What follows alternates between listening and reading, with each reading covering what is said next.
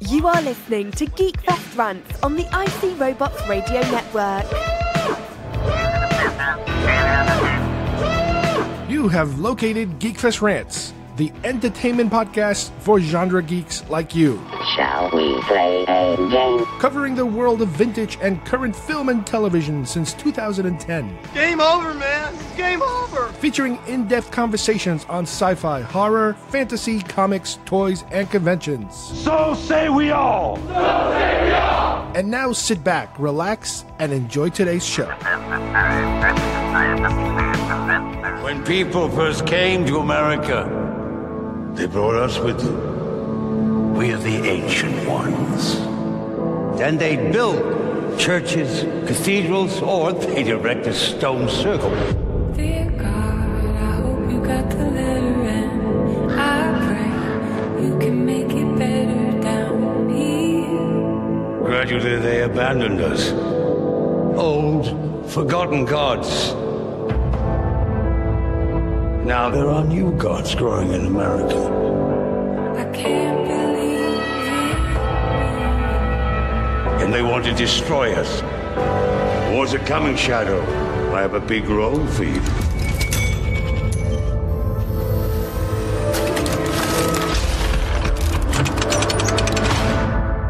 Time to ride.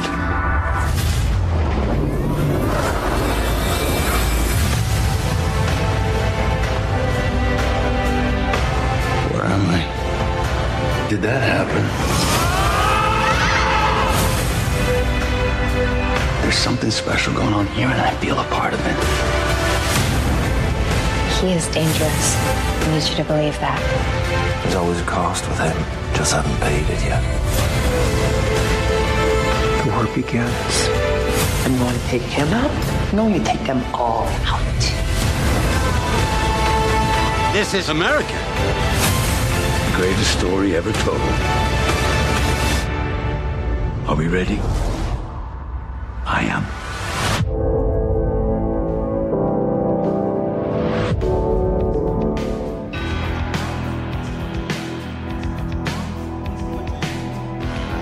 Hi everybody, and welcome once again to Geekfest Rants. My name is Carlos Perron, and joining me once again, I'm going to have Steve here.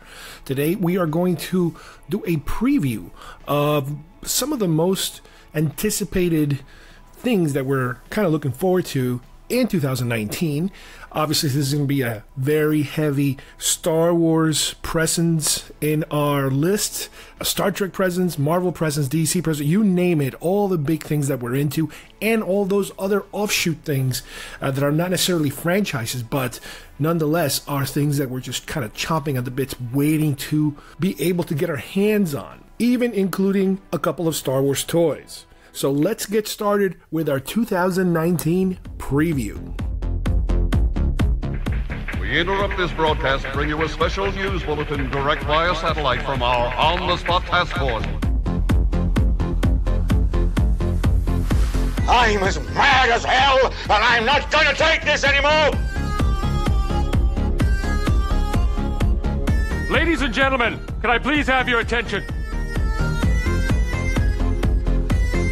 Thank you, Bob. It's Mort. Mort, yes. I am Ted Baxter, and here is the news.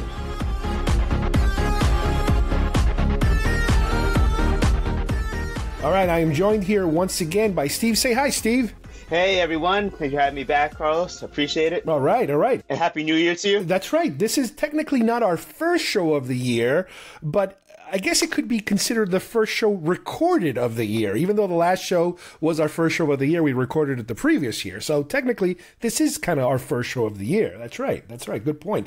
This is a subject we're going to do today that Steve suggested last time we talked, and it's a great idea because a lot of times, we're kind of playing catch up on all these different subjects, but this time we're going to try to preemptively hit a lot of the stuff that we're looking forward to in 2019, both in television and films. And obviously, you're going to see very familiar patterns with myself, and by now I'm sure with Steve, you're kind of starting to kind of tell what Steve is into and all that stuff. And unsurprisingly, we overlap in a lot of stuff. So let's begin with Star Wars.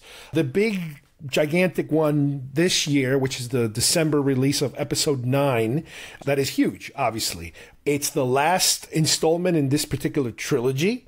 It is, depending on who you talk to, a movie that could save the trilogy or destroy the trilogy, depending on what camp, you're on, as far as how you enjoy the film or not. Now, let's just do a quick little recap, because I don't remember if we ever got deep into this, but how did you feel about episode 8, The Last Jedi? Well, let me give you my personal opinion of 7 and 8, because yes. I really don't separate the two. I see them sort of as just, now the sequels, so I gotta say, I'll just put it out there. I didn't really enjoy them.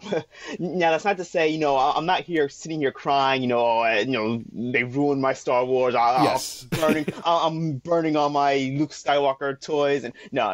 It's not. No, and again, we like to suggest to everybody that wants to burn their toys, mail them to us. We will pay for the shipping. Just mail everything you dislike anymore. Mail it all to us. All of those original 1977 Star Wars action figures I will gladly take. But in all seriousness, thematically, story-wise, and just overall, I just there's something about the new movies that just feels very disjointed, very equally, or one more than the other. No, Last Jedi sort of really, sends me, it has this vibe of it was just kind of put together. It is a completely different topic that we probably don't even have time for. But the point is, I wasn't too keen on the new movies. They have some very good story ideas, and definitely some great scenes in each of them that I think are just they nail it. But overall, no, I'm not too big of a fan. So that's why I am sort of looking forward to seeing 9. And it's why I'm sort of putting some more stock into it, because, I'm not going to say that 9 is going to make or break Star Wars for me. Definitely not. It could be the worst of all the movies, and I'll still love Star Wars. Right. But I feel like J.J. Abrams sort of has his work cut out for him in this one. And I think that the expectation of him wrapping everything up and sort of bringing this whole saga to an end, something that people have been waiting for, for 40 plus years, to see how the Skywalker saga will be wrapped up.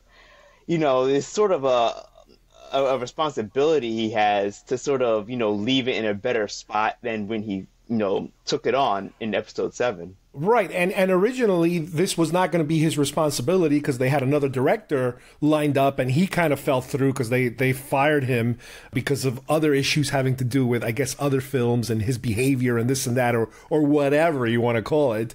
But all of a sudden now he's back in the picture, and yeah, I mean, obviously, if you guys have heard some of the previous shows, I have a slightly different take on it than Steve. I really enjoyed the first one. I was really disappointed by the second one. And I'm hoping that, again, by bringing J.J. Abrams back, I can get some of that, Force Awakens magic back into what I've been seeing. I wanted to go back to that previous one. To me, the second episode, again, like Steve is saying, I'm not throwing everything out the window. There were things about the prequel trilogy I disliked, especially with Phantom Menace. There were a lot of things I disliked.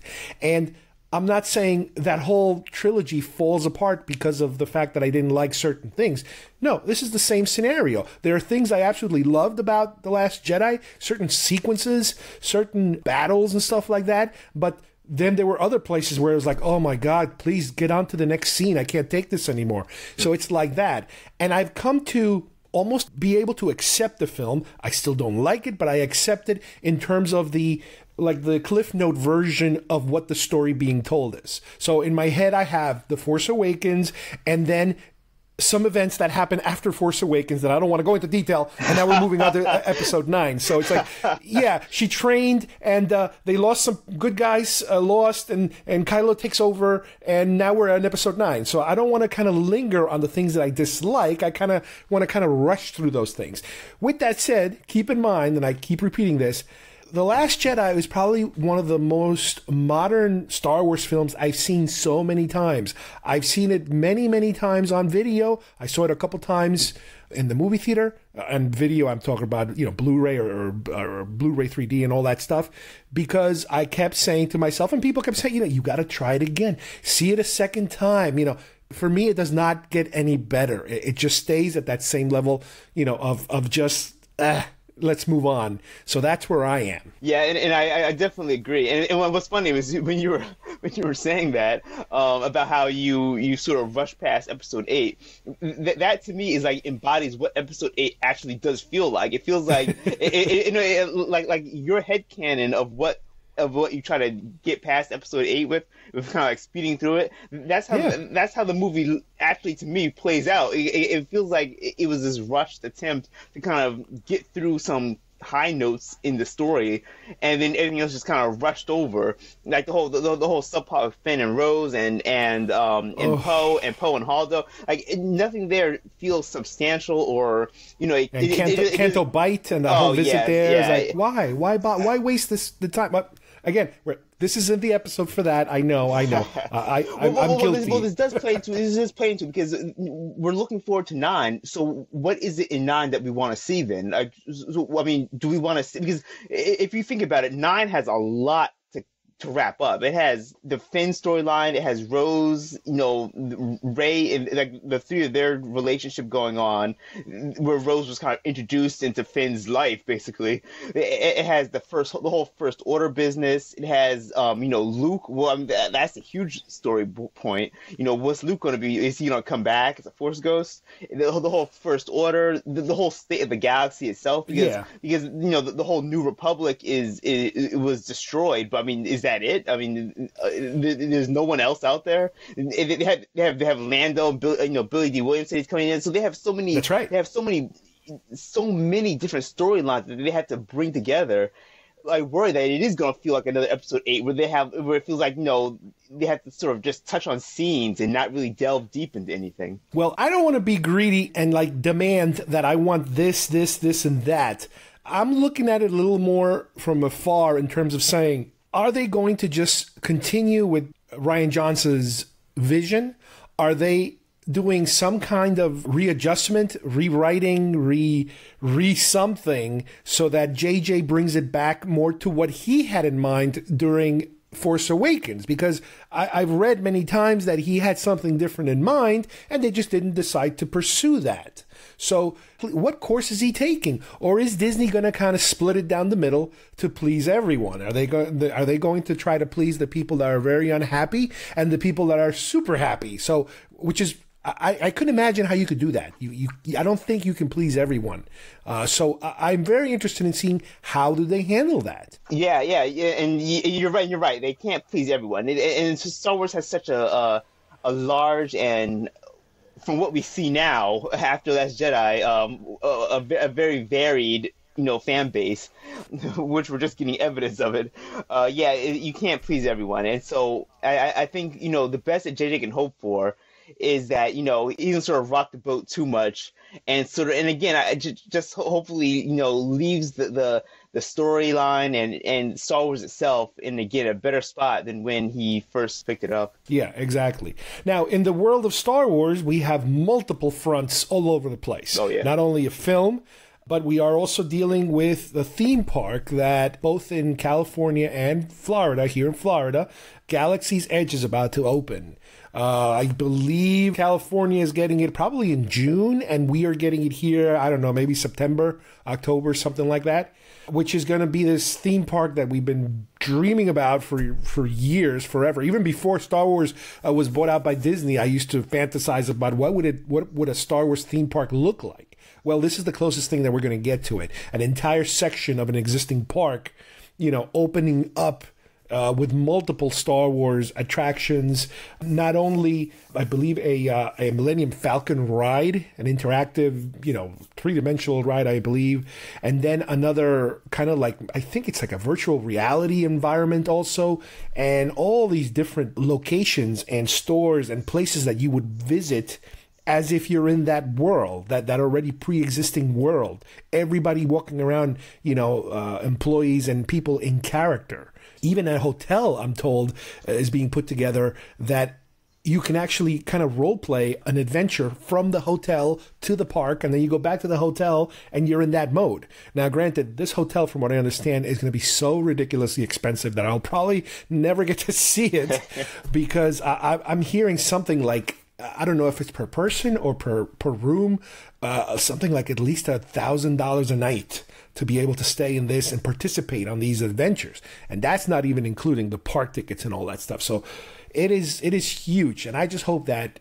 it doesn't just become a gigantic VIP, high roller type of environment that the rest of us can't even get anywhere near it because it would be so expensive. So, I'm hoping for the best, and I know it's going to be super crowded. And like I said, they're both mirroring each other, both the California one and the Florida one. But California will open first, so we'll at least start to see videos and pictures and stuff of all that stuff.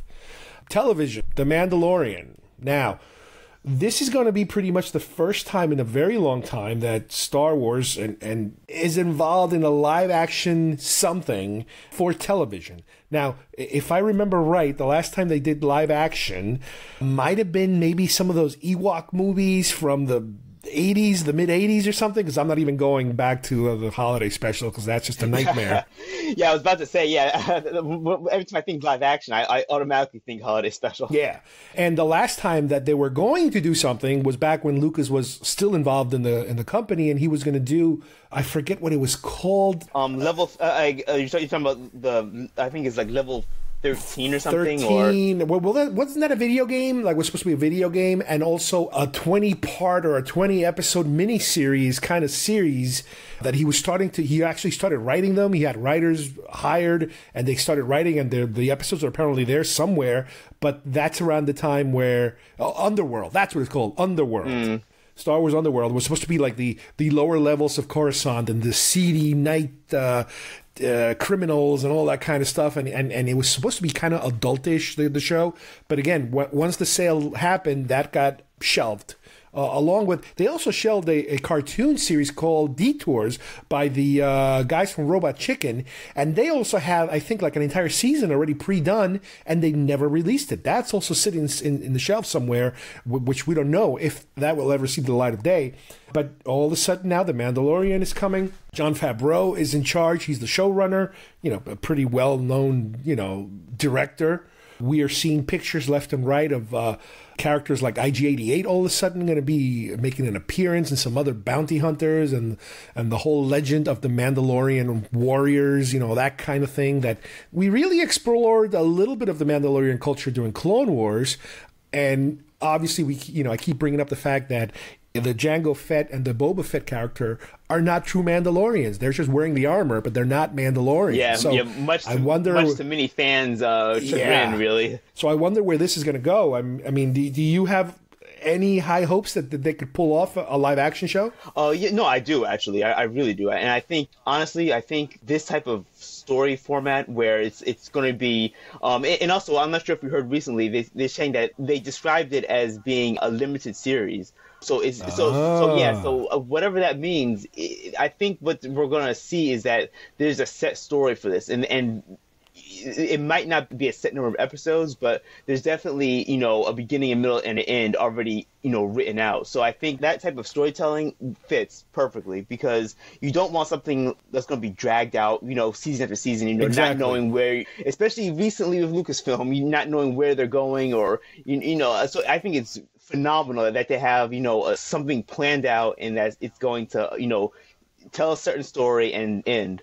I have really high hopes for this. I love how they're sort of getting some more deeper cuts, like IG-88. The whole show itself feels like it's more for us, it's more for the sort of more adult audience rather than like Star Wars Resistance. As cool as that show it looks beautiful. That's not really for our age demographic, which is fine. No, but The Mandalorian, this show feels more like it's catered toward us. It's going to have a lot more references that we're going to get, more of an adult sort of, theme and everything. So I'm really looking forward to this one. Yeah, and they have a pretty good role model, if you will, or a guinea pig. All these Marvel shows that recently have been canceled on Netflix, the fact that they were able to pull off something like this, a very different, more adult kind of serialized, version of these characters, Star Wars to be able to do something like that in a smaller screen, it's possible. They could pull it off. And not only with The Mandalorian, but then there's the Cassian Andor series, which is also kind of caught everybody by surprise. All of a sudden, wait, there's going to be another series about him, I guess obviously before he died, his missions, and that's going to be a completely different type of feel, I think, because it's, I don't know if you can call it not so much a James Bondy type of thing, but it's more about, I imagine it's more about espionage and spying and that kind of thing. Yeah, and that's why I love this idea, and it goes back to the whole idea of I guess like the limited series, is the fact that each one of these can have their own flavor and feel to it. So while the Mandalorian, I get the sense that it's going to be more like a Western. You're right. I think the Cassidy Andor show is going to be more of a more of like a like I said, more of like a sleuth / detective / espionage flavor to it. And I can see this carrying out long term, and maybe we can get like a solo miniseries or something, or these they can do a whole bunch of different themed shows that have the sort of genres to them based on the Star Wars universe. And I think it would be, instead of having the episode movies try to cram as much into them as possible, we can take our time and get 20 episode series on specific characters or specific situations and everything. I think that's the way to go. Yeah, if they're a little gun shy now about doing those individual films, until they do return to that format, let's say if they do eventually, in the meantime, you could take a character like Obi-Wan or even Han Solo, the new Han Solo, the younger Han Solo, have them do maybe 1 episode or 2 episodes, do a 6-episode arc with Ewan McGregor playing Obi-Wan in some shape or form. I would love it. They could try something like that. I mean, a lot of these actors, they're game. They're not super gigantic stars that, we don't touch that. We don't do television. No, we're in a different world now. Television and streaming services, it's just another format. The line is blurring between the two. Yeah, it really is. Exactly. Now, on the other hand, just because they're bringing out these live action shows, they're still going to be pumping out the usual array of animated shows. Resistance, for example, they just announced they renewed it. As a matter of fact, I just watched the trailer for the second half of the season, and to me it looks so damn cool, this trailer. Granted, the show is a little more kiddie. It is definitely a different age, but this new trailer to me looks like, oh my God, it looks like they're kind of upping the stakes a little and making it a little more serious. Yeah. So I really hope they're not just teasing us with the trailer and then it's just back to the little kiddie stuff. But I'm actually excited about this trailer that I saw. Yeah, same here. And this follows exactly what happened with Star Wars Rebels. Like Star Wars Rebels, when it came out, it was okay. This goofy kid, stealing fruit and everything, and even Clone Wars a little bit with Ahsoka and Anakin and Sky Guy and all this little cutesy stuff.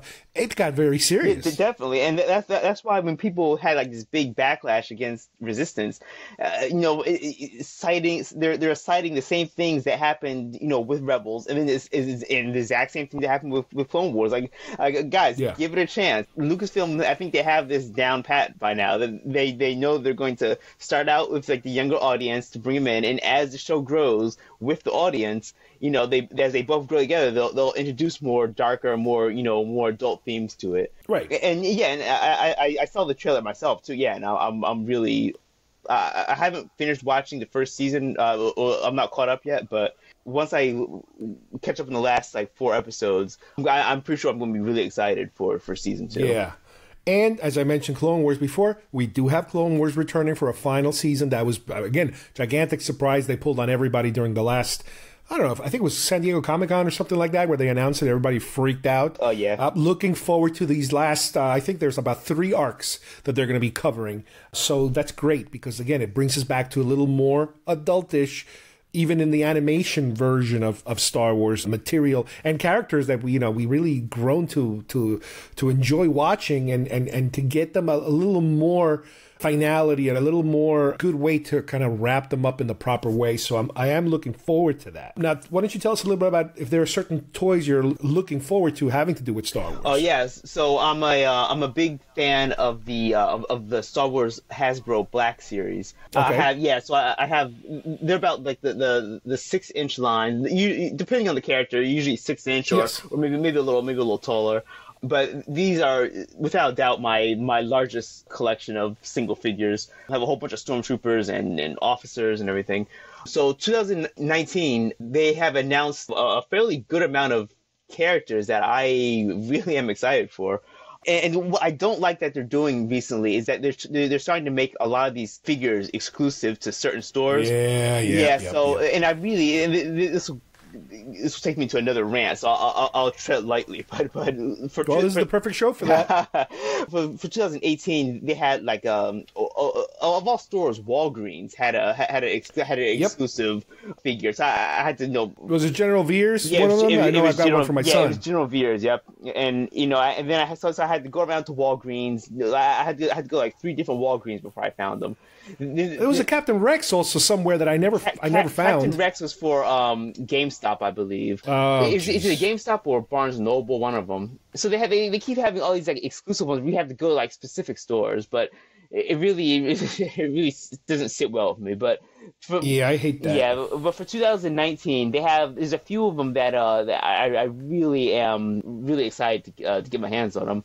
And my number one pick actually is they're releasing the Clone Wars Obi-Wan Kenobi, and so they do have him already in one of the previous lines, but this one is his animated version where it's more of him in the battle armor. So you see him, you see him with the beard. He has kind of like that news anchor comb over, but he also has the white trooper armor on, and then as well as kind of like the Jedi shawl kind of over, and it looks great. He has the lightsaber out, and this is actually probably my favorite version of Kenobi actually. Yeah, I don't know why. I just love the idea that a Jedi, even though, he is with the Force and everything, still has to put on, some clone armor just in case for this, just in case for the stray, laser shot that he might miss. So that's coming out in late 2019, it looks like. And then they have Mace Windu going to be released, and that's going to be earlier in 2019. And this is, this is Mace in his, obviously, Jedi robe, the purple lightsaber. And I gotta say that the faces on the characters now have really improved since when the Black Series started. Now, the faces were horrendous. Like the humans' faces, rather, they were horrendous when they first started. Now, the new technology they have now, the faces are just spot on. Like I'm looking at my Captain Piet figure, and he looks just like the actor in the movie. It's remarkable.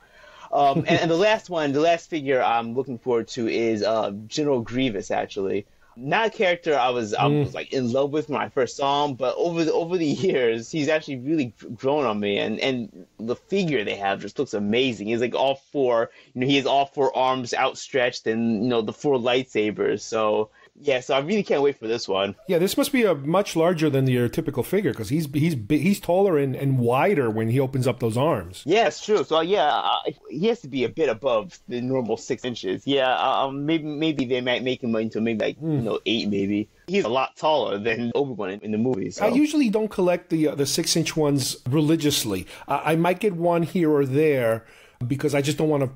When I start collecting something, I could potentially lose it and start grabbing everything, so I try not to do that.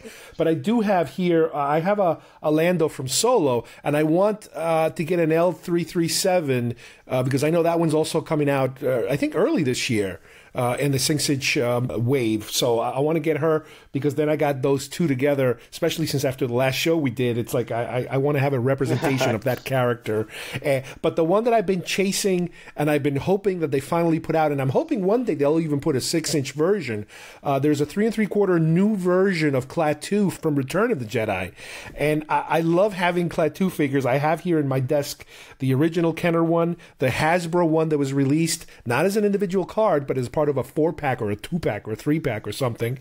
And this is the first time that they're going to release him in a modern version, resculpted, carded, and I believe the card is one of those vintage cards like the original Kenner style. So I'm going to probably end up getting one carded and one open to have because I have this little mini Klaatu collection of just about anything I can get Klaatu related, but it has to be Klaatu as the skiff guard. And the psychotic reason why that's my particular focus collection is because that was the character that Corey D. Williams played, which is Billy D. Williams' son. Oh, he really? played him, and he was also the stunt double for Billy D. Williams during Return of the Jedi. So I have my autographed picture of Corey D. Williams, wearing his Klaatu outfit. I have an action figure here, an original 1983 Kenner one, in the bubble and everything still. So I have him as a Facebook friend, and a lot of us have been asking him for it's like, when are they gonna put a proper modern version of your figure out? And it's like an ongoing joke, for the last I don't know how many years. And now it's finally coming out, and I know he makes the convention rounds. So if I ever get to see him in person, I'm going to have him autograph that one because it'll finally be a modern version. Again, until one day, hopefully, they'll make a 6-inch version, which would be even better to have a larger Klaatu figure. So that's another crazy side, toy focus that I have, my Skiff-Guard Klaatu. But luckily, I'm happy when there's not a lot of stuff that I'm looking forward to toy-wise, because then I just completely lose my mind trying to find this stuff and going on eBay and asking people, oh, if you see one in the store in this other state, get it for me, and then ship. It's just crazy. So in a way, when Toy Fair happens and all the different toy fairs that happen during the year, or the Comic-Cons and New York Comic-Con and San Diego, and more toys are announced, when they don't have a lot of stuff that I'm super, super interested, it actually makes me happy because I'll be saving money and I don't have to go crazy running around trying to find a lot of this stuff. So these are a couple figures here or there that I'm going to be hunting down for. But let's get back to television and movies, because that is the main thing that is driving, especially with all these toys. Let's talk a little bit of Marvel and DC. What do we have coming up on 2019? Let's start with Marvel, because that seems to still be the giant one. It still seems to be the leader of the pack. I'm going to just hit a couple of movies here. The big ones: Captain Marvel, Avengers Endgame, and Spider-Man Far From Home. So let's start with Captain Marvel. What is your take on Captain Marvel? I am really, really excited for Captain Marvel. And honestly, I don't know why. In fact, I think I'm more excited for Captain Marvel over Avengers Endgame, to be honest. It just seems like such a fresh take on, a fresh start. And I guess maybe because it's set, in the 90s and has this, sort of not bubble storyline, but it's like it can be its own thing, it feels like. And the character is I'm not so familiar with Captain Marvel, where I'll be bringing a bunch of baggage into the movie theater like I always do with comic book movies. So that's why I think I'm a bit more excited about this one, because let's be honest, with Avengers Endgame, there's a lot of emotional and storyline from the previous storyline, a lot of stuff we have to bring in with it. It's a very heavy story. With Captain Marvel, it seems like it's going to be more of a lighter movie that you can kind of go in, sort of like a palate cleanser right before the big one, Avengers Endgame comes in. So I'm really excited to see it. And it looks like they're true to Marvel fashion. They're balancing the humor with the actual action, which they've made into a science by now. I agree completely in terms of for Marvel films, and even for DC films, as far as I'm concerned, I prefer the origin stories of characters, especially characters that are less popular.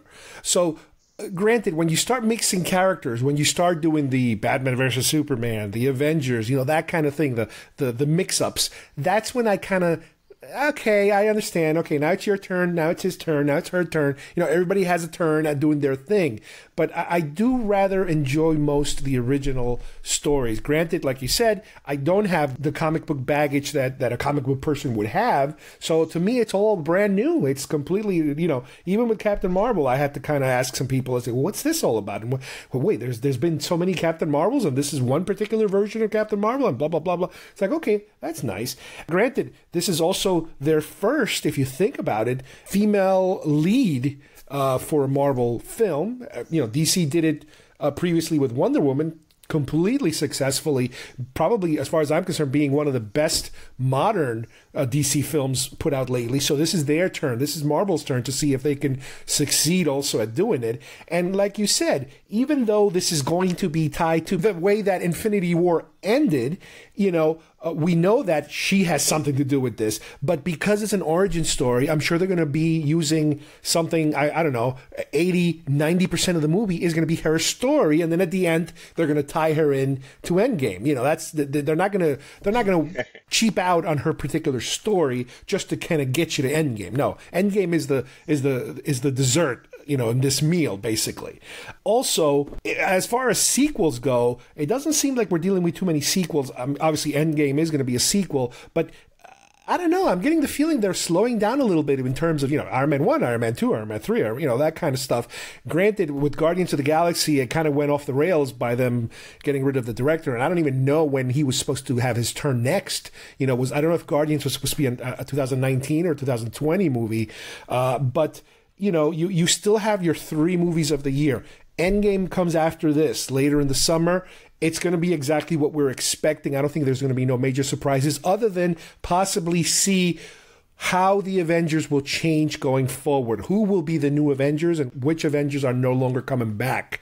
That seems to be the big question, right? Yeah, and I think you're right in the fact that there is going to be sort of, I don't want to say a slowdown, but the movies that we've come to expect, like with all the sequels, like the Iron Mans and Captain Americas, those I can see are going to taper off, really, given the nature of what happens in Infinity War and Endgame. So I think this is going to now, I think post-Infinity War, we're now going to start being introduced to new characters that are sort of going to take up the mantle of, you know, the heroes that we may or may not lose.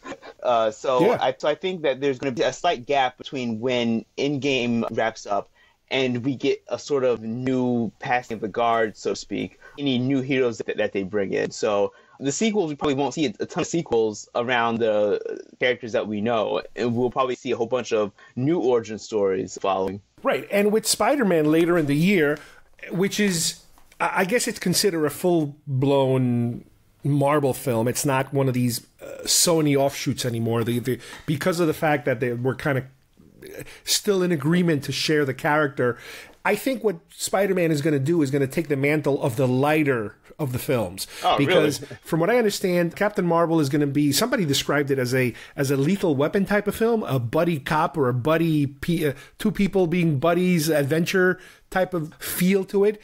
Endgame is going to be super serious, obviously, because it's Endgame. So you always need to have the lighter version. You need an Ant-Man. You need a Guardians. Well, there is no Ant-Man and Guardians this year, but I have a feeling that's what they're going to do with Spider-Man. They're going to save Spider-Man for the more, I don't want to call it kid-friendly, but family-friendly, more jovial kind of adventures. Not so serious, not so much of a downer, like the whole world depends on it. Yeah, and I wouldn't say that that's no kiddie. I would say that that's actually sort of needed. Yeah, especially after Endgame, wraps up. I think we're going, everyone is going to need some sort of more of a more lighthearted story, something with some hope in it. Right. Now, with that said, there are other Marvel-related entities. Dark Phoenix is still coming out. I was still wondering after a while, is this thing going to actually come out? Well, it is going to come out because it was part of the deal before the buyout of Fox, films from Disney. So that will get, I guess, a way of wrapping up that wave of X-Men new films that we've been dealing with a while. I mean, are you interested at all in this one? Oh yeah, I really am. And I was following this from when we saw the first leaked set photos. It looked really good. I saw some of the costume designs that they had, and they seemed to be taking a lot from Morrison's type of story of Uncanny X-Men. Which which they have sort of kind of the blue and yellow sort of costuming and design to them. That's actually one of my favorite story runs on it. And then the fact that the theme of the movie sort of, we got rumors of it first being more horror based, and then it changed to being more, kind of more, I guess, adult, more like R-rated. Okay. But obviously not. But it's supposed to be more of an adult theme to it. But the theme that they were pushing was going to be a lot darker than the previous X-Men movies. Okay. So I'm not sure if they're going to keep that theme, or because for a while I haven't heard much about it, to be honest. For the last maybe 2 or 3 months, it's been pretty quiet in terms of any sort of set photos or anything. So I definitely am still looking forward to it, and I really hope as the last of the Sony's releases, that they actually knocked it out of the park. Yeah. Now, with DC, they're taking an unusual route this year. To me, it almost feels like they're concentrating mainly more on television than on film, because the big films that are DC related are films like Shazam and Joker, which, yes, they are DC characters, but Shazam is not really part, as far as I think, of this new wave of, Aquaman and Batman and Superman and Wonder Woman. He's not part of that. It almost feels like a side thing, kind of like Deadpool was a side thing to the existing Marvel because it was a side project.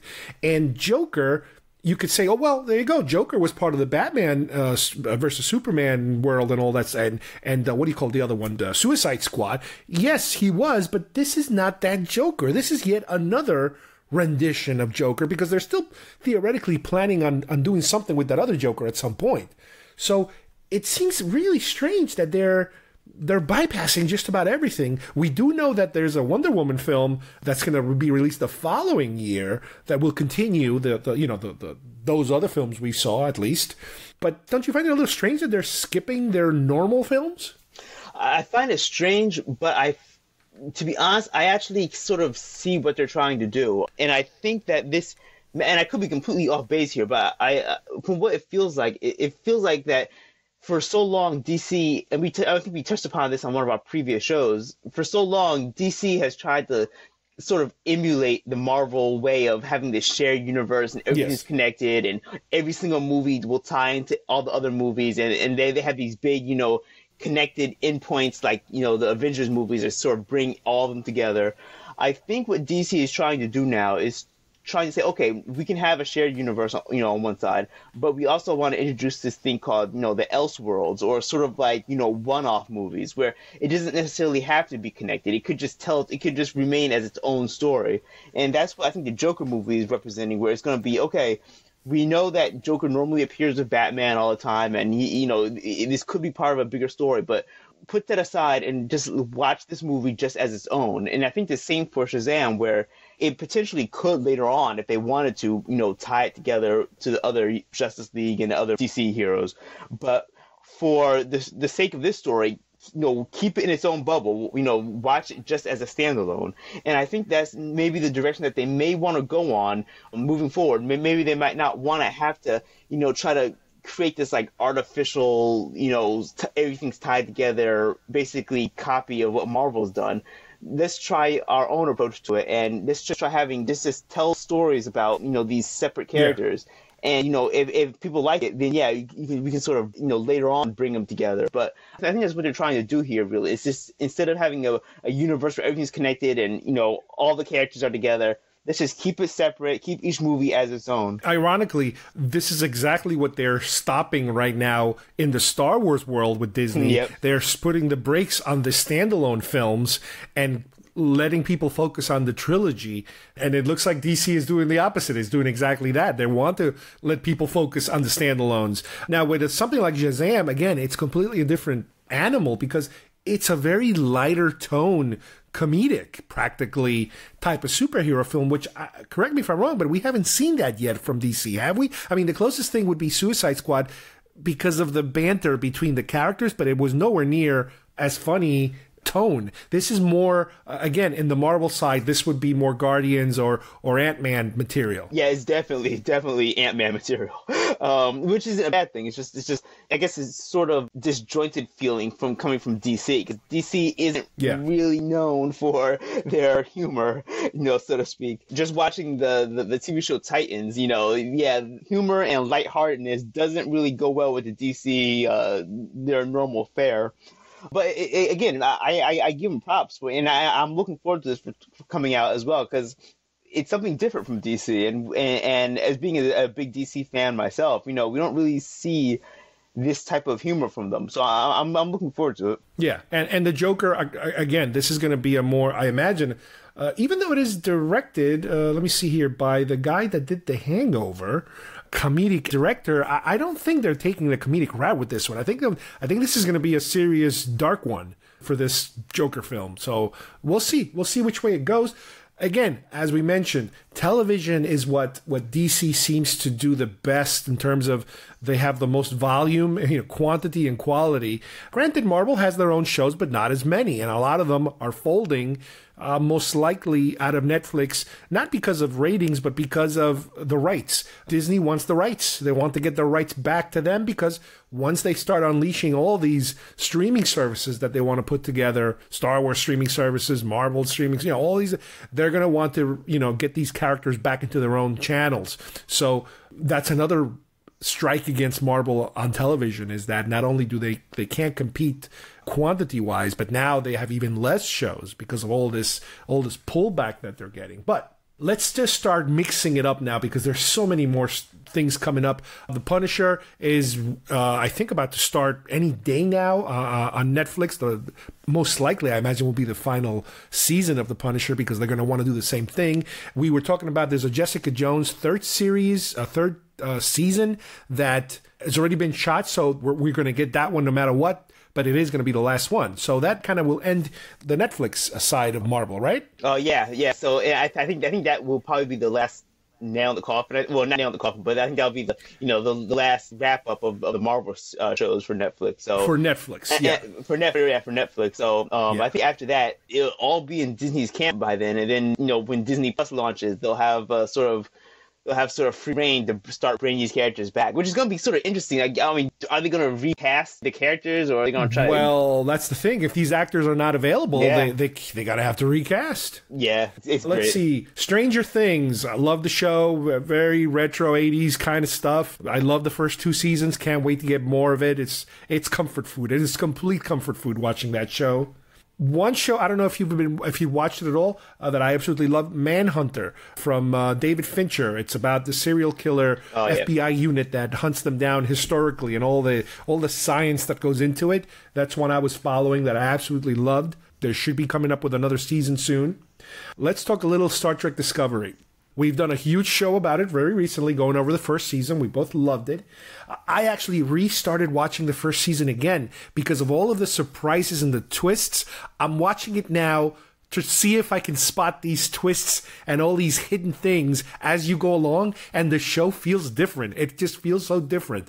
And talk about something that is completely the opposite of The Last Jedi. As I keep saying, the more I watch The Last Jedi, the more I continue to be disappointed, and I cannot turn this movie around by just watching it another time. It just does not do anything for me. On the other hand, I'm watching this first season of Star Trek, and I love it just as good. I don't get tired of rewatching it. I don't know what it is about the show. It is just so well made. I mean, I think you're on the same page on this one, right? Oh, 100%. What's funny is that was actually something that worried me when I watched the first few episodes of Discovery, is because I was worried about the rewatchability of it. Like, even though it plays out beautifully on, when you watch it from episode to episode, yes, I was worried that it would be a show that you would watch once and it would be sort of hard to get back into the watch again. Because honestly, it is a bit hard to kind of like pick up a random episode of Discovery and watch it because it's so serialized, and it is serialized. Yes. So if you do want to rewatch it, it sort of lends itself from you to sort of re-binging it really and watching it from the beginning. It's done so well, and it's so well tied together. And like you said, it's sort of the complete opposite of what Last Jedi is, where the story, like, it'll veer off on one place where you think is going, and then it just drops the storyline. I'm talking about Last Jedi here. But with the entire season of Discovery, it's so, there's hints in the beginning, there's things that you can watch out for, and even, like, just give you a quick example. The black badges that we see in the beginning of Discovery, the black badges, now they aren't brought up again in that first season, but if you watch the trailers for season 2, they absolutely are brought up, and they do continue that plot point where it does confirm, and I won't give any spoilers or anything like that, but it does sort of confirm what many fans have been speculating about what the badges mean. So yes, but Discovery was, the first season was really, I mean, I did have my problems with it, but it was really, really great. So season 2, the trailers for it look amazing, and they're starting to bring back, the older looking costumes, and looked at this before, but just the more brighter costumes, it seems like they're embracing a little bit more of the humor to it. It looks phenomenal. I really can't wait for this. I recently watched, and I'm sure you might have already watched them, as those short treks, the 2 additional ones, because we reviewed the first 2, and I finally watched the one about Saru's family and where he came from, and that weird planet and that weird sacrificial thing that they had going on with his race, and him finally getting out of the planet, and then the one with Mud, which was hilarious, which is great. The one with Mud easily is my favorite. The humor in that was so spot on. And it was directed by Rainn Wilson also. He's not only stars, but he directed it. So he's, really? I know that. Yeah. And you know what I also loved about that one? The music. They do this kind of night loungy 60s Star Trek rendition of the theme song that it was like, oh my God, this is so weird. I can't wait to download the soundtrack. If the composer is the same guy who composed the first, I think it was. I think it's Jeff Russo. I think his name. I'm not sure. Yeah. And he's the guy who also did the music for Legion, and both series have the perfect music. I love it. So I think the short treks, they really hit it out of the park. The first one is probably my least favorite, but I really hope that if they can continue that, I agree. It was the weakest out of the bunch, but I think if they can continue, doing what they did with the last 2, I really hope they bring it back for the next season. And talk about something that you just cannot predict anything. You hear the stories of how this show had so much chaos as it was being put together, how the creator of the show, the showrunner, left after like 1 or 2 episodes. He got fired, and then all the writers got fired, and everybody got fired except for like one guy, and they, new people were brought in. And this is the type of show that should have just burned and crashed and died on arrival, and it's the opposite. It's almost like Rogue One. You heard all these nightmare stories about reshoots, and then it's a great movie. Well, this is exactly that kind of scenario. It's an amazing show, but it seemed to have been suffering so much in the process of becoming what it is now. I just don't understand. Well, what's funny is a lot of people would say that it crashed on arrival because there's a huge amount of, look, I won't say huge, but there's a fairly vocal minority, as they say, of people who really pan Discovery as much as possible. I mean, they just like... Yeah, but you know what? I think a lot of these people, whether the show had controversy or zero controversy, these are purists that it's like, it's Shatner or nothing. And I know these people. I've known these people. I don't want to say I know them. I have known these people. And no matter what you present to them, if it doesn't have Shatner on it, it doesn't exist. So it's like, okay, next. You're right. So, again, I'm completely...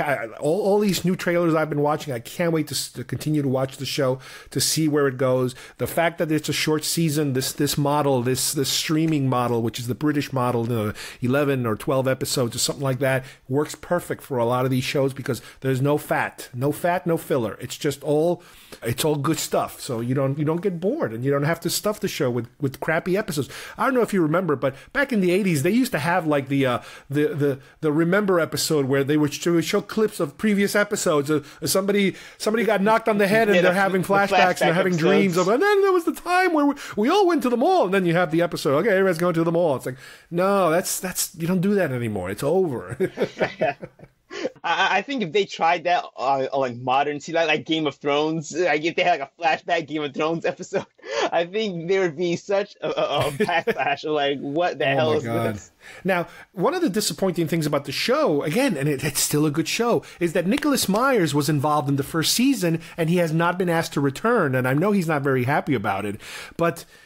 It was kind of like, wow, you had Nicholas Meyer, the guy who did Star Trek 2 and Star Trek 6, and they kind of got rid of him now. And he was also supposed to be doing a Wrath of Khan, or before, a before Khan became Wrath of Khan, a post-Space Seed Khan series that apparently they did not pick it up. He wrote it, and it's sitting in the shelf somewhere, so that kind of went nowhere. And then out of the blue, I'm hearing that there's apparently an animated Star Trek show now that they're developing. And at the same time, a potential fourth film, it seems to have gotten completely away from everybody and they don't seem interested anymore. So I have no idea what's happening with this animated show now. I started watching the old animated show just for the hell of it, and I'm having fun watching that, but I don't know what direction they can take with a new animated show. I think humor is going to be the big draw of that one. I think I hope not. I think it's supposed to be more lighthearted and funny. Now that's just from what I hear. I could be completely wrong, but I think it's called Star Trek Lower Decks. I think, and it's going to be more comedic. Oh, we'll see. I mean, I'm going to try anything. I don't care. All right, some other movies coming out. John Wick 3. I'm a big fan of the John Wick films. I don't know if you've seen any of them. Us, the next film by Jordan Peele. It's not a sequel, but it's his follow-up to Get Out. I saw the trailer. It looks really creepy. Again, he seems to have this style now, this horror style that, to me, it almost looks like it's following into this next film. So I am looking forward into that. Once Upon a Time in Hollywood, Tarantino's next film. This one having to do about the Sharon Tate murders, Charlie Manson, in the early 70s and that whole murder that took place. Tarantino's doing a version. I think DiCaprio is involved once again in one of his films. Television, you mentioned obviously all of the Netflix stuff. Game of Thrones, I'm a big fan of Game of Thrones. I can't wait for the final season to wrap it all up. I'm sort of angry that because I'm a big Game of Thrones. I'm a big fan of the books over the TV show. So the books, okay. I haven't touched the books yet. Yeah. Well, I haven't touched the TV show. So we're I'm just angry that you guys got the end of the TV show before we got the end of the books. We started it. Wow. So, but hold on a second. We haven't seen the last season yet because that's coming. But is the show further ahead than the books right now? It will be once that last season hits. Yep. Once that happens. Okay, I understand. I understand what you're saying. What We Do in the Shadows. This is a comedy movie that is being turned into a television show from the director of Thor Ragnarok. I can never remember his name right and pronounce it. Takiki Watsatsi or something. He's a hilarious actor-director, and they're turning it into a television show. I know especially my daughter is really looking forward to that one. I can't wait to see it. Lost in Space, another Netflix show that I watched, I think it was last year, that I was completely blown away. It was like, wow, this is actually good. I can't wait to see that. Killing Eve, I think this is BBC America. One of these drama crime shows that really I enjoyed. American Gods in Stars. Neil Gaiman, I think, is the writer of the book. And again, completely bizarre series, really weird. Speaking of weird, going back to Jordan Peele, the Twilight Zone. He is reviving the Twilight Zone, which I don't know. I'm very iffy on this one, by the way. I mean, this is probably the fourth or fifth revival of the show. It's like, yeah, whatever, I'll take it. I don't care. I'll try it. I don't mind. There's a Lord of the Rings series, which I don't know if it's going to start this year or next year, and I forget if it's either Hulu or Amazon or something like that. I don't know how they're going to do that. Yeah, from right here, I think it's Amazon, but I'm not sure if that's going to be 2019 though. Okay. I'm not sure if they even started like pre-production on that. Yeah, that sounds right. Watchmen, the HBO version of Watchmen as a series, that I'm really interested. I enjoyed Zack Snyder's Watchmen film, and I'm really interested to see what they can do, especially on HBO. HBO has a good track record of turning, very long, adultish kind of material, like we did with Westworld or even The Sopranos or the Game of Thrones. Well, can they tackle the world of Watchmen? And they've already had a couple of sizzle reels that had a couple of clips of what some of these characters look like, and it's like, wow, this is really interesting. I don't know if you saw them yet. No, not yet. Actually, I haven't been following this as close as it probably should be. They're out there. The Dark Crystal. They're making a series out of that. Again, not exactly something that I'm chomping at the bits for the last 30, 40 years, but it is a retro kind of thing that it'd be interesting if they can do something with it. I know it does have its own cult following, and yeah, I'll take a crack at it. Yeah, I definitely will as well, and I would be so much more on board of this if this was Labyrinth though. I'm a really big Labyrinth fan. I got my sister. Don't be surprised if that's right around the corner. That I'm sure there's been Labyrinth rumors, for especially since Bowie died. Yeah, it's been kind of like in the ether out there, and people are saying they want something with Labyrinth. Don't be surprised if somebody grabs that. I hope so. Here's one that I'm sure it's on the number one of your list, Swamp Thing. Yes. What can you tell us about that? This is I've been actually trying not to pay attention to like the casting and everything because I want to be surprised. Like I'm a huge Swamp Thing fan. Like in back of me right now, I have a few Swamp Thing comic books on my wall, and I love what Alan Moore did with it. Like I have his entire run of all the trade paperbacks of the entire thing. Did you like the movie, the first film that was made? No, not really. No, I can't say I did, and nor did I like the late '80s Swamp Thing cartoon. Oh, that's right. I forgot about that. So, wow. Yeah, that did exist, unfortunately. But seeing how DC has handled their shows like Titans and how they introduced Doom Patrol and the show Gotham and those sort of like longer format style shows, I really think that Swamp Thing will lend itself because he's just like a dark, brooding character where not everything is like fast paced and there's no like explosions and quick turnarounds. Everything traditionally, Swamp Thing is a much more slower paced character. So I really am excited to see how they handle this. Well, on the DC side, again, and on television, there's just way too many things to even mention, but one of them is the, what's his name, Pennyworth? They were doing a whole series just on that character? Yeah, and I wasn't really following that as probably as I should be as well. But yeah, I hear Pennyworth is getting its own show. Wow. So yeah, DC is a lot to actually look forward to, and of course they're bringing back the other already ongoing series like and Batgirl's also coming. Yeah, and that's right. I forgot about Batgirl. Yeah. That Batgirl, they have Doom Patrol coming, and I think one more. I think isn't it like Stargirl or something. Stargirl. Yeah, I saw that. I saw a picture of her. It's like yeah. She's got like a Captain America star on her chest or something. It's like, what is that about? I have no clue what all this is about. Here's another one I want to throw at you. It has nothing to do with DC or Marvel.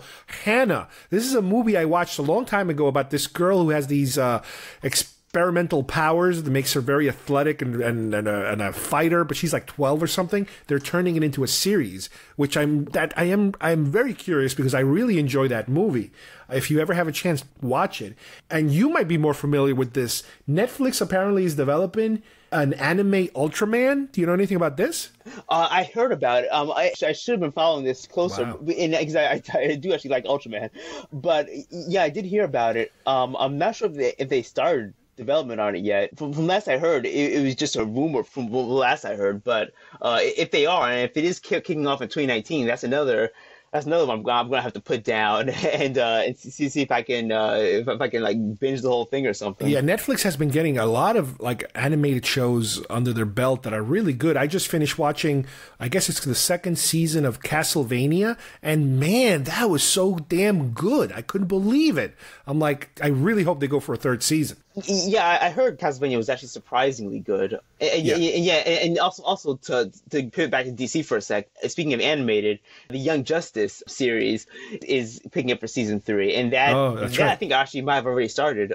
And I need to. That's something else I got put on my list where I have to catch up on it because the first season of Young Justice was actually really good. There's just way too too much stuff. Yeah, it's too much. This is just the stuff that's like on our radar. Could you imagine the other stuff that's going to surprise us that we had no clue it was coming or anything like that? Because half the things I love this year were completely unexpected. So I'm sure a lot of these are going to turn to crap and they're not going to be any good, and we're going to be like, oh damn it, we wasted so much time looking forward to this and it was so disappointing. But that's half the fun of it for me. But again, there's just too much. The downside of all this is that because there's going to be so many streaming services, it's going to be difficult to really keep up with these things. I mean, I always say, you can always wait for DVD because eventually all this stuff gets put on DVD and Blu-ray. If you're good with a computer, you know what to do with a computer. So good luck. You're on your own. Are there any other shows that I might be forgetting that you might remember? I think that's it in terms of TV. The only thing else for movies, real quick, is that I must give a shout out for Godzilla, which that's right. Which I'm really excited for, and I think just from that trailer, is it King of All Monsters? Yeah, I think that's the subtitle. Okay. They're gonna bring in sort of Godzilla's his rogue gallery of more famous villains, the King Ghidorah and Martha.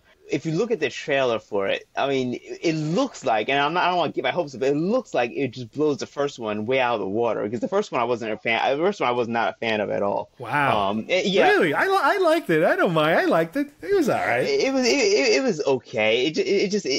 It just seemed like it was trying, like, I don't know. I didn't connect with me. But this one, I'm all on board for, going in. What about Skull Island? Did you like Skull Island? No, like the King Kong? Yeah. No. Really? No, I saw that too, and I didn't really connect with it. So hopefully, I'm 0 for 2 apparently. but hopefully for this one, I'm just the trailer alone, it looks like it's going to be pretty good. Netflix also has a lot of, again, animated Japanese Godzilla stuff, like modern stuff. And, there's apparently some good stuff out there, too. They keep pumping out new stuff left and right. Yep. Wow. So, again, you guys have way too many things to think about here and plan on watching. How are you going to do it? I don't know. Like I said before, the streaming services, I probably will end up getting maybe one more service. I imagine if out of anything, I'll probably get anything having to do with Star Wars. I'll probably get one. But I cannot do a Marvel service, a Star Wars service. I can't do Hulu.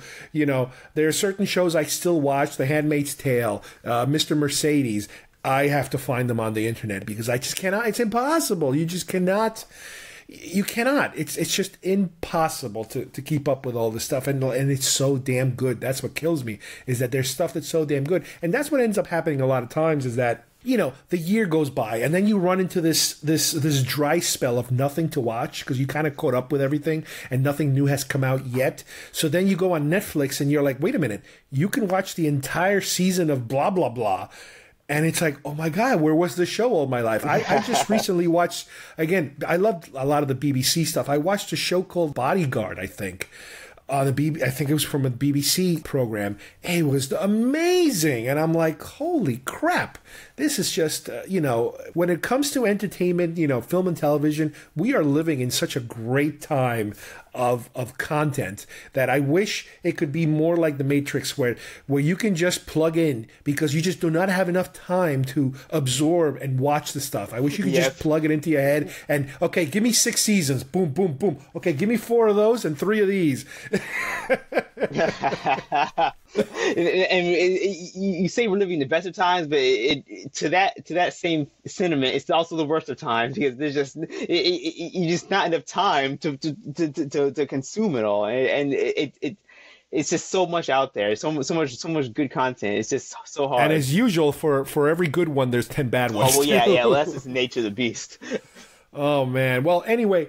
This is plenty of information for everybody. I want to, as usual, thank Steve for joining me today. I can't wait for our next one because there's just too much. There's just way too much. It's just way too much. So thank you, Steve. Hey, thanks, Carlos. Thanks for having me. Happy New Year to everyone. I'm hoping 2019 will be a great year for you all out there. You got it. Try to make it the best for myself as well. And not spend too much money on all these geeky, nerdy hobbies that we have. Yeah, good luck on that one. Happy New Year, everybody.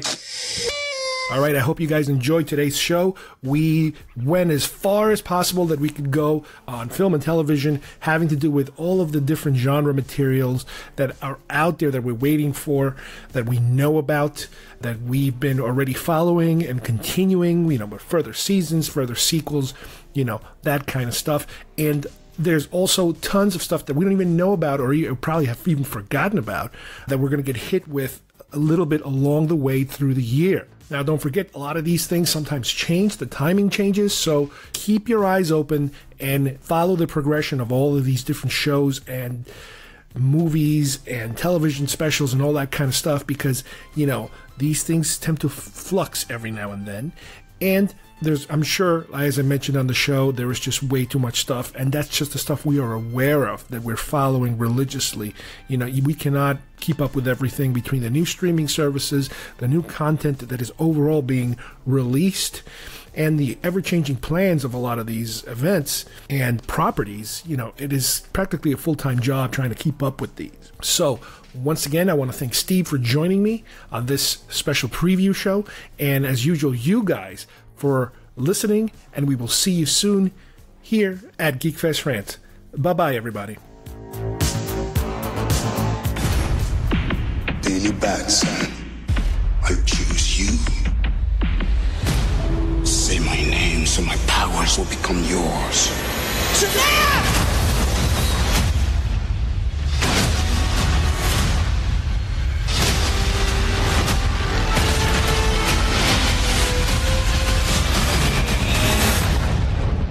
I'd like to purchase some of your finest beer, please.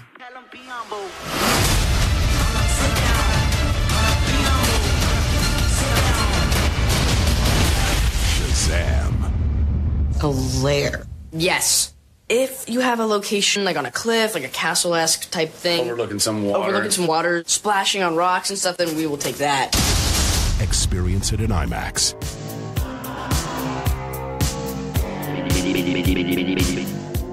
If you would like to subscribe to our show, send us messages, or see video links to some of the topics we talked about today, please visit our homepage at geekfestrants.com or our YouTube channel, Facebook page, or iTunes at Geekfest Rants. I don't know what we're yelling about! Geekfest Rants is produced by Carlos Perón, copyright 2019.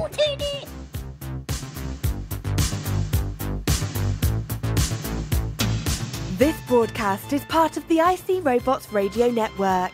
Visit icrobots.com for this and many other nerd/nostalgia related podcasts. You won't be sorry for long.